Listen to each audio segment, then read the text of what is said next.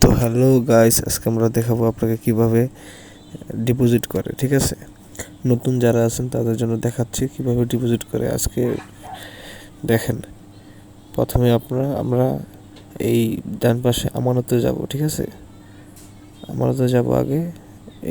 এই যে দেখেন, এই যে এই কোনায় যেটা আমানত টিপ দিলে এই যে বিকাশে যাব। আমরা বিকাশ থেকে যেহেতু ডিপোজিট করবো, বিকাশে যাব, 1,000 টাকা ডিপোজিট করব। এই যে 1,000 টাকা নিচে, এই যে দেখেন বোনাস দিছে 1,000 টাকা, 110 টাকা বোনাস দিছে। 1,000 টাকা 110 টাকা প্লাস 30 টাকা। এখান থেকে আমরা এই নাম্বারটি কপি করে নেব।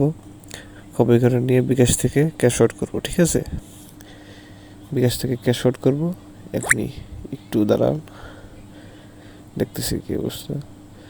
এই যে এখান থেকে কপি করে নিব এটাকে, ট্রানজ্যাকশন নাম্বার এখান থেকে নিয়ে এইখানে আইসা এই ট্রানজ্যাকশন নাম্বার খালি জায়গাটা বসাই দেবো, পেস্ট করে দেবো।